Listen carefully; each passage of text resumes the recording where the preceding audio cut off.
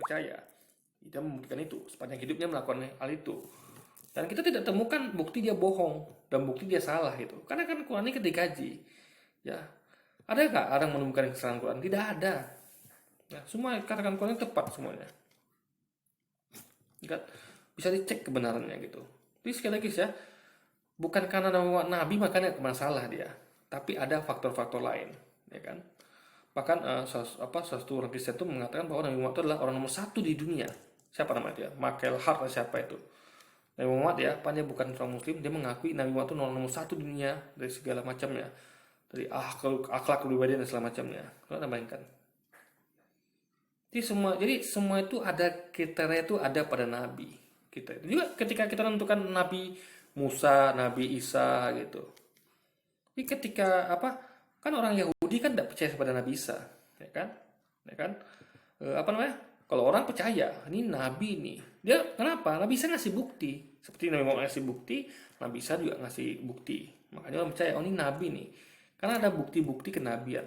Jadi mereka ini sebut Nabi karena ada bukti kenabian. Ya, Yesus sebut Nabi, dia punya bukti kenabian. Nabi Muhammad sebagai Nabi, dia punya bukti kenabian. Paham ya? Jadi masalahnya adalah bukti itu ada. Jadi nggak sembarangan mengatakan, oh ini karena Nabi nggak mungkin salah. Karena gini, kalau logika ini dipakai, maka ketika ada orang mengklaim, contoh kayak Mirza Ghulam Ahmad mengklaim Nabi, kan klaimnya adalah umat Islam kan seperti itu kata Tabaragi. Maka kita akan, oh ternyata Mirza Ghulam Ahmad ini adalah Nabi, yang mungkin salah. Tapi kan tidak, kita tidak menerima. Kenapa? Karena kenabian Mirza Ghulam Ahmad itu tidak ada dari Al-Quran dan hadis. Paham ya? Kita pakai logika, bukan yang mungkin salah gitu. Ya, dia klaim Nabi, ada bukti-buktinya, guys. Maka kita percaya ya, Nabi itu Nabi Muhammad dan sampai 25 Nabi itu, kita percaya itu Nabi. Ya.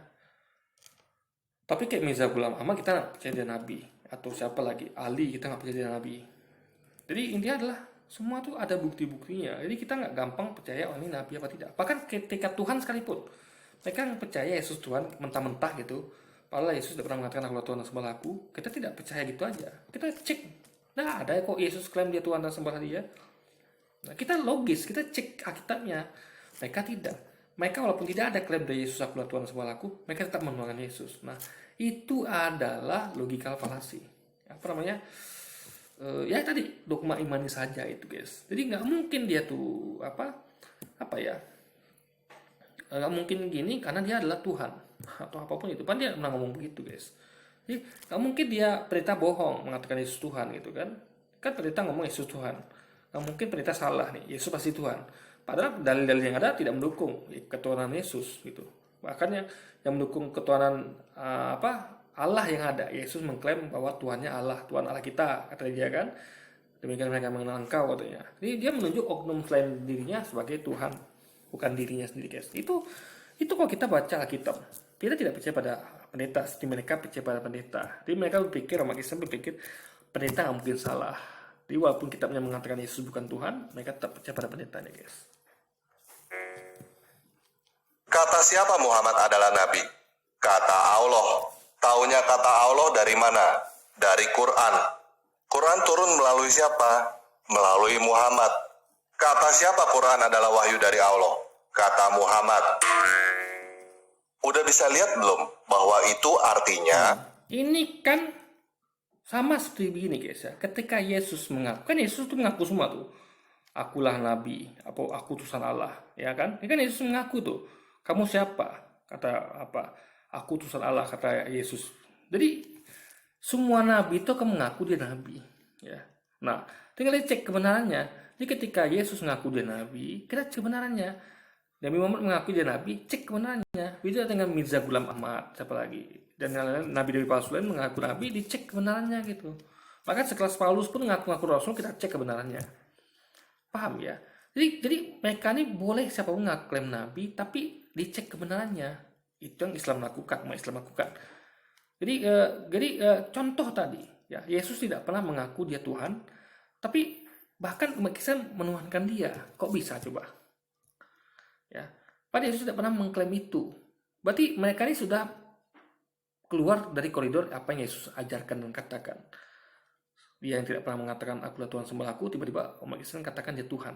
Ini kan sudah keluar dari koridor. Makanya yang sebenarnya guys ya, kita perlu dia keterangan dari orang itu. Dia, yang tahu siapa dia hanya dia. Jadi ketika Nabi Muhammad mengatakan aku nabi utusan, ya, yang tahu siapa dia ya dia. Yesus juga begitu, akulah nabi utusan. Dia ngomong Tuhan, berarti ya dia cuma utusan. Nah, habis itu kita cek lagi, benar nggak Yesus dan Muhammad adalah utusan. Nah, itu kuncinya guys. Dan kita temukan benar Nabi Muhammad itulah nabi dan Yesus cuma nabi gitu. Jadi ini pertama butuh klaim dari orang itu, ya, karena cuma dia tahu siapa dia. Yang kedua kita cek kebenarannya. Nah, itu sudah kita lakukan. Tapi umat Kristen tidak melakukan itu. Yesus tidak pernah mengatakan akulah Tuhan dan sembahku, dan mereka pun tidak pernah mengujinya. Mereka langsung percaya pada pendeta dengan mengatakan Yesus Tuhan. Paham ya? Padahal dia tidak pernah mengklaim seperti itu dan tidak ada dalil yang kuat mendukung hal itu. Hanya pengakuan dari Paulus saja. Kalau ada 3 memberi kesaksian, yaitu Bapa, Putra, Roh Kudus. Itu kan pengakuan Paulus. Kayak Paulus katanya, aku mimpi ketemu Yesus. Ini kan pengakuan Paulus gitu. Kayak Matius, Lukas, Injil menulis Alkitab. Itu kan mereka mengakui itu Injil. Kan bukan Injil. Injil adalah kabar baik yang Yesus sampaikan. Bukan yang ditulis oleh Matius, Lukas, itu bukan. Itu adalah cerita sejarah. Tingkatannya itu sekelas dengan hadis. Karena kalau Injil itu yang keluar dari lisan Yesus. Karena Yesus memberitakan kabar baik. Sama kayak Quran tuh keluar dari lisan Nabi Muhammad. Paham ya? Jadi Nabi itu menyampaikan wahyunya Allah, firmannya Allah. Nah, itu yang disebut kitab suci. Dari situlah timbul kitab suci. Jadi firman yang Allah sampaikan melalui nabinya. Jadi bukan dari tulisan orang lain. Tulisan selain Yesus. Ya kayak kalau para sahabat jelas menuliskan apa yang Nabi Muhammad ucapkan. Tapi para penulis Alkitab tidak. Mereka mencampur-campur. Ada ucapan Yesus, ada ucapan selain Yesus. Ada bakal sejarahnya gitu. Mereka campur aduk di satu kitab namanya kitab itu guys. Kalau Islam tidak, jelas. Ada wahyu Allah beda, ada sejarah beda gitu. Jadi semuanya jelas metodologi dalam Islam itu. Muhammad mengaku-ngaku sendiri bahwa dia adalah nabi. Udah bisa lihat belum? Jadi semua nabi itu akan mengaku dia nabi. Nabi Musa mengaku dia nabi, ya. Ibrahim akan mengaku dia nabi gitu. Kenapa? Karena itu informasi yang berharga, ya. Biar orang tahu, oh ternyata ini nabi itu. Kalau orang kan bertanya siapa sih Anda gitu. Karena dia tahu siapa dia yang nanti tahu itu. Dia berhak guys. Siapa dia gitu. Kita nggak berhak menjustifikasi. Kita hanya bisa mengecek kebenarannya. Ketika ada orang klaim nabi, cek kebenarannya. Ya tadi ditemukan kebenarannya. Tapi anehnya umat Kristen, Yesus tidak pernah mengklaim dia Tuhan dan sembah dia. Mereka malah menuangkan dan sembah Yesus. Ini yang perlu dikritisi sebenarnya guys. Bahan logika berputarnya. Pasal 1. Muhammad adalah nabi. Pasal 2. Jika Muhammad bukan nabi, baca pasal 1. Salah, bukan gini ya. Ini soalnya ada di Kristen ya. Yesus adalah Tuhan. Jika Yesus bukan Tuhan, baca pasal 1. Pokoknya gimana pun Yesus pasti Tuhan. Walaupun tidak ada klaim dia mengatakan bahwa dia Tuhan dan sembah aku, tetap Yesus harus Tuhan. Ya. Walaupun dia mati ya, kalah oleh maut karena mengalami kematian, maut adalah kematian, tetap mereka akan bersikeras mengatakan Yesus itu menang lawan maut. Padahal faktanya orang yang mati itu kalah sama maut. Karena maut adalah kematian. Kita semua akan kalah lawan maut guys, kecuali Allah itu. Semua orang mati berarti dia kalah sama maut. Maksud Yesus. Tapi mereka sudah percaya pada pendetanya. Dan mengatakan pokoknya Yesus Tuhan. Walaupun dia tidak pernah mengklaim Tuhan, walaupun dia kalah oleh maut. Faktanya. Mereka mengatakan dia tidak kalah oleh maut. Buktinya dia hidup lagi. Wong dia mati aja udah kalah oleh maut gitu kan. Kita semua akan hidup gitu. Kalau ada orang yang tidak mati, itu baru dia menang lawan maut. Berarti maut tidak bisa mengalahkan dia. Maut ketika menang itu berarti dia bisa mematikan orang. Itu kemenangan maut. Kematian adalah bentuk kemenangan dari maut itu sendiri. Dia bisa merebut nyawa orang. Paham ya? Jadi ketika orang mati, dia sudah kalah lawan maut. Tapi mereka mengklaim demi dogma, Yesus tidak kalah oleh maut. Bagaimana bisa dia mati gitu kan? Jadi perkara orang kalah oleh maut itu bukan perkara dia bangkit laginya itu. Tapi ketika dia mati, berarti dia sudah takluk pada maut alias kematian guys. Logika seperti ini ngawur banget guys.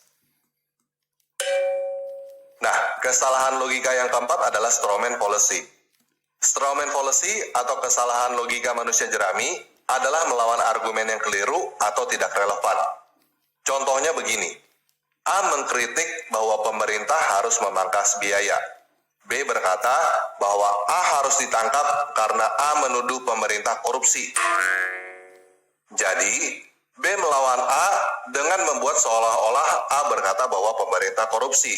Padahal, A tidak pernah berkata bahwa pemerintah korupsi. Kata yang sering kita dengar, yang sama artinya dengan kesalahan logika manusia jerami, adalah di-framing atau dibingkai. Sama ketika mereka membingkai umat Islam dengan teroris. Coba, umat Islam dibingkai dengan kata-kata teroris, umat teroris, apalagi dibingkai seperti itu, guys. Contoh kayak misalnya kayak Nabi Muhammad itu menikah dengan Siti Aisyah, gitu kan. Nah, itu di masa itu ya tidak ada satupun yang menghujat Nabi, bahkan musuhnya pun tidak ada orang-orang menyebut itu dia pedofil, ya kan? Tidak ada satupun, guys, musuhnya pun tidak, gitu. Paham ya? Orang yang ngerti hidup zaman itu, ya, bahkan bapaknya Aisyah pun tidak, gitu. Ya, jadi sekali lagi ya, tidak ada satupun yang mengatakan seperti itu. Orang yang hidup zaman itu yang tahu betul kejadiannya, paham ya? Nah, tiba-tiba mereka membingkai dengan sekarang mengatakan Nabi Muhammad itu pedofil. Mereka memframing itu, ya. Padahal Nabi Muhammad itu yang tahu kan orang pada waktu itu tidak membingkai itu, tapi karena kepentingan untuk tadi itu yang saya katakan ya, untuk membunuh karakter Nabi Muhammad, mereka mengatakan seperti itu. Nah, itu sama seperti ini, guys. Contoh kayak Nabi Muhammad mengatakan ya, hukum Islam kan jelas tuh, hukum peperangan. Larang ganggu anak kecil, ibu-ibu, orang-orang sipil, bahkan tentara menyerah itu harus diampuni. Bahkan orang yang dipenjara itu harus ditawan, tuh harus dikasih makan yang kita makan, gitu. Dilakukan seperti tamu. Jadi itu adalah jelas hukum peraturannya ada, gitu. SOP dalam Islam perang itu ada. Nah, tapi mereka udah ada SOP-nya, mereka menuduh umat Islam itu adalah kejam, gitu. Ini mereka menyamakan orang yang bom diri, gitu. Padahal itu orang bom diri itu tidak sesuai dengan SOP. Paham ya? Tapi apa yang sampaikan SOP, mereka tidak katakan itu. SOP-nya mengatakan umat Islam bukan teroris. SOP-nya, kalau baca itu kajian tentang Islam, bagaimana Islam itu adalah agama rahmatan lil alamin. Kenapa begitu? Sebutkan itu poinnya. Hukum peperangan bagaimana? Islam itu mengharamkan orang untuk memasukkan agama pada orang lain. Bahkan membunuh satu orang itu sama dengan membunuh seluruh manusia di bumi. Itu jelas dalilnya ada. Tapi mereka tetap menuduh umat Islam teroris. Paham ya? Jadi sekali lagi ya, ini dilakukan oleh umat Islam sendiri, gitu. Kayak Yesus misalnya ya. Yesus tidak pernah mengatakan akulah Tuhan dan sembahlah aku. Paham ya? Tidak pernah ngomong gitu. Yang Yesus katakan adalah aku nabi, aku utusan. Ya. Nabi utusan itu yang Yesus sampaikan. Aku guru nabi utusan, aku guru nabi utusan, itu yang selalu Yesus sampaikan. Nah, Yesus tidak pernah ngomong akulah Tuhan dan sembahlah aku. Sama kayak ini, orang ini nggak pernah mengatakan bahwa pemerintah korupsi. Tiba-tiba dituduh korupsi, menuduh orang ini menuduh pemerintah korupsi. Sama kayak Yesus juga dituduh kalau dia tuh Tuhan, padahal dia tidak pernah mengatakan itu. Paham ya? Logika ini sama seperti itu, guys. Menuhankan seseorang yang tidak pernah mengatakan akulah Tuhan sembah aku adalah seperti hal ini. Ini kita pernah mengatakan pemerintah korupsi kan? Tapi mereka hanya mengatakan pemerintah harus memangkas biaya, mereka malah mengatakan menuduh kalau orang ini menuduh pemerintah korupsi. Sama kayak Yesus. Yesus katakan aku nabi dan utusan, guru. Maka mereka tuduh Yesus Tuhan. Paham ya? Karena Yesus tuh menghidupkan orang mati, membuat burung tengah liar, gitu. Ini sama. Salah logika umat Islam seperti ini. Apa yang tidak pernah diucapkan Yesus, mereka fitnah Yesus seperti itu, guys. Hal ini bisa terjadi tanpa disengaja karena gagal paham, atau karena memang sengaja dibingkai supaya bisa lebih mudah menjatuhkan lawan. Hal ini sering dilakukan oleh makanya umat Islam tuh selalu jadi yang kerok kan, dikatakan teroris lah, kata guru, itu tuh framing sehingga umat Islam ini gampang jatuhkan. Coba kalau seorang udah dilabeli nih teroris, kata guru, gampang jatuhinnya, guys, gitu. Contoh gini, Anda dulu pernah waktu sekolah itu bermain atau kecil tuh bermain tempel tulisan di belakang punggung. Jadi ada orang ya, guys ya, orang yang dia jadi orang nih baik mungkin, atau ibaratnya kita nggak tahu siapa dia di sekolah misalnya, gitu kan. Ada bisa yang sering dibully itu kan orang baik biasanya. Jarang orang jahat kayak gitu.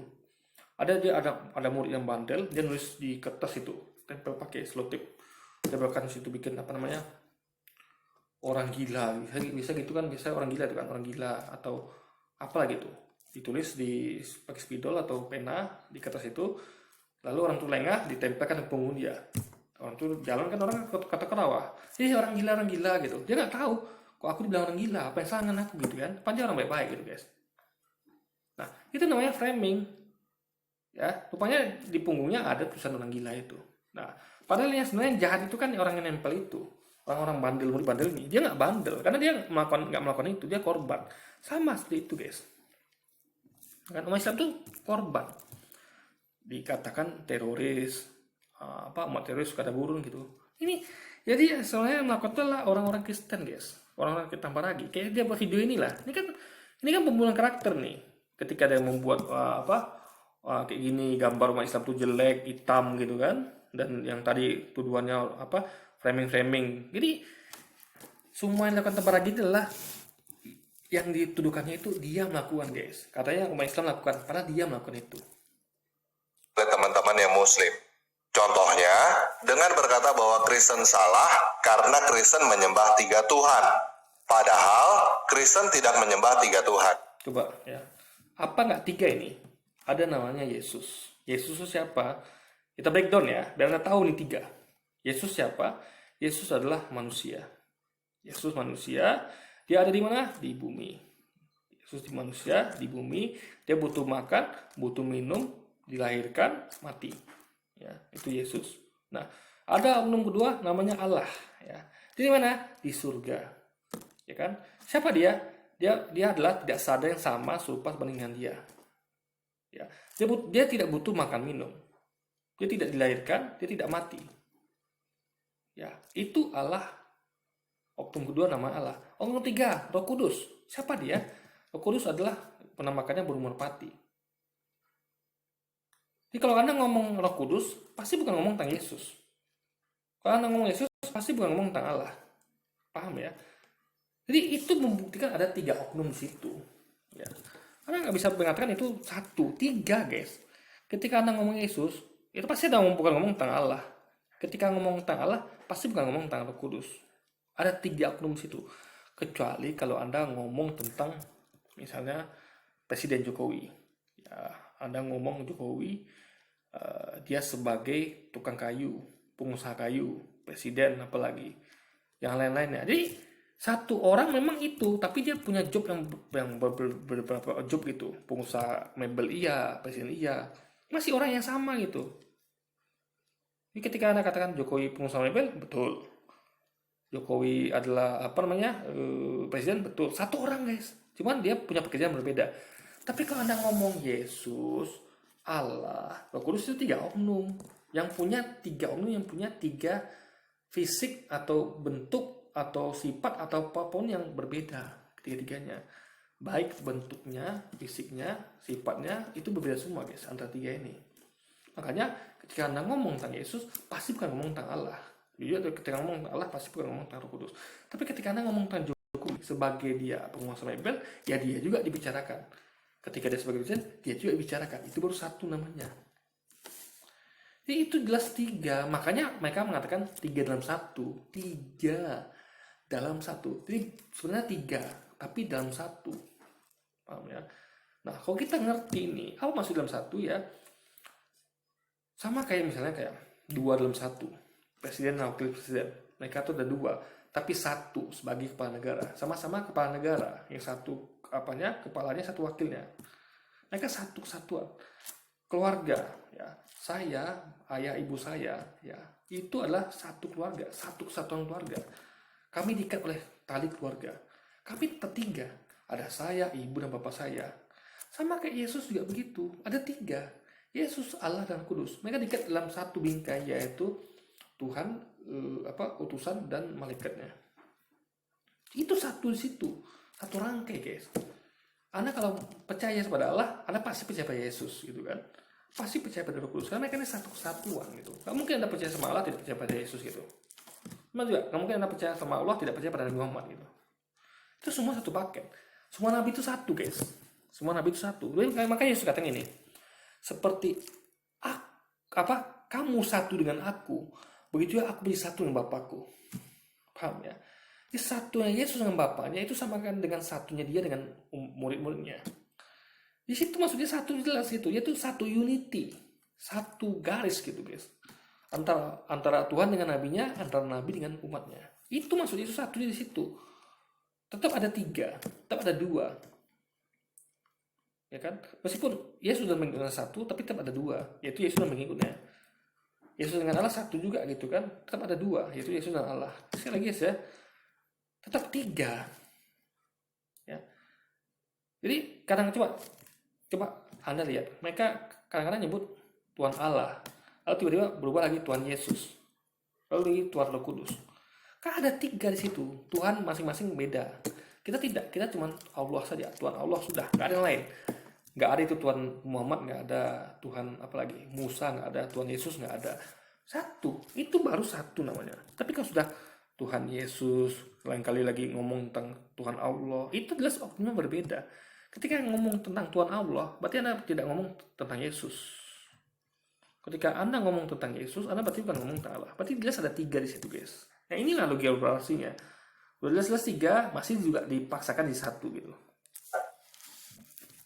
Kita masih bisa pahami teman-teman muslim yang melakukan kesalahan logika manusia jerami karena teman-teman yang muslim tidak paham Tritunggal. Memang tidak bisa dipahami secara logika Tritunggal itu. Kan Lewis sendiri mengatakan, banyak yang bisa mengatakan, tidak bisa dibahas pakai ilmu matematika, tidak bisa dibahas pakai ilmu fisika atau ilmu alam, pengetahuan alam, karena memang tidak logis, guys. Sesuatu yang 3, jelas 3, Anda katakan satu. Ya kalau satu kesatuan oke, saya setuju. Satu kesatuan seperti satu keluarga, oke kita setuju. Tapi kalau satu oknum tidak, karena oknum itu ada 3. Nah, inilah logika yang kita pakai. Kita tuh berpegang pada logika. Ya, kenapa nggak paham? Karena memang tidak logis, guys. Sesuatu tidak logis tidak mungkin orang pahami. Anda memaksakan sesuatu tidak logis menjadi logis, maka tidak bisa coba. Sesuatu tidak logis, Anda paksakan logis. Sama kayak contoh misalnya sampo 3-in-1 dengan sampo anti ketombe aja. Orang bisa bedakan. Beli, contoh saya ke warung, Pak beli sampo anti ketombe, dikasih sampo 3-in-1, saya katakan tidak Pak, ini bukan sampo anti ketombe, ini sampo 3-in-1 Pak. Di saatnya ada kondisioner, ada apa juga, harganya mahal Pak, saya mau beli ini aja, anti ketombe aja. Dikasih terus kata orang ini kan, orang dia, kamu nggak paham, ini sampo anti ketombe, kata dia. Pak, saya tahu ini sampo anti ketombe Pak, tapi ini sampo anti ketombe juga ada di situ kondisioner dan yang satu lagi tuh kurang arinya Pak gitu, atau apalah gitu kan. Yang saya mau tuh hanya anti ketombe Pak. Tapi dikasih dia, kamu ngerti tentang 3-in-1 dia kan. 3-in-1 tuh ada juga satu anti ketombenya gitu, paham ya? Justru kita ngerti Pak, ini sampo 3-in-1 ini ada anti ketombenya. Tapi saya nggak mau juga ada di situ, ada juga kondisionernya, saya nggak mau karena harganya mahal Pak. Saya mau anti ketombe yang murah gitu. Tapi terus dia dipaksa pakai logika dia. Ini ada sampo anti ketombenya. Dia nggak paham yang dimaksud oleh pembeli ini. Sama. Logika kita tidak menerima. Kalau ada 3 oknum dipaksakan satu oknum, kita nggak terima, guys. Padahal diakui tidak bisa dibahas pakai ilmu matematika. Padahal 1 tambah 1 tambah 1 sama 3. Mereka paksakan satu. Itu nggak bisa pakai ilmu pengetahuan pakai logika. Ya, jadi ketika logika menolak, mereka memaksakan logika itu. Kenapa? Demi masih lagi ya, imani saja kalau tidak kamu berusaha. Mereka paksakan logika itu. Padahal itu tidak bisa diterima logika. Sesuatu yang tidak bisa kita pahami, kenapa? Kalau nggak logis, ya sudah. Memang nggak logis, kenapa Anda paksakan? Ya. Kalau ada orang paham Tritunggal, ya, itu orang bisa dikatakan dia nggak punya logika, guys. Karena logika kita membantah gitu, tentang Tritunggal. Karena itu memang tidak bisa dikaji. Pakai matematika Anda kaji nggak bisa. Yesus satu, Allah satu, Roh Kudus satu. Kok bisa satu? Bagaimana bisa coba? Ya, Yesus nih coba ya, Yesus, ya kan? Apa Allah gitu? Yesus, Allah, Roh Kudus gitu? Enggak, kan Yesus pasti Allah beda lagi. Karena Yesus manusia, ya kan? Allah Yesus manusia di bumi, Allah Bapa di surga, Roh Kudus, ya kan? Nah, jadi ada 3, guys, gitu loh. Itu logikanya begitu gitu. Jadi jangan paksakan orang untuk tidak berlogika. Itu orang sudah mengatakan dengan logika kalau itu ada 3 di situ, Yesus, Allah dan Roh Kudus, guys.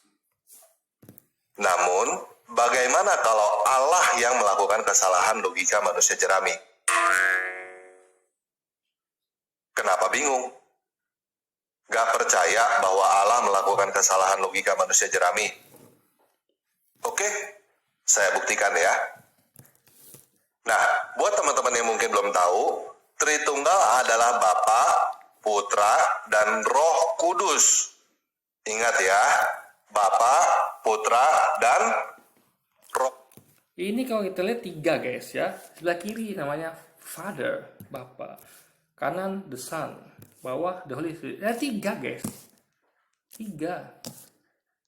Paham ya? Ini sebenarnya gini, kalau Anda mau buat seperti ini ya, sama kayak gini.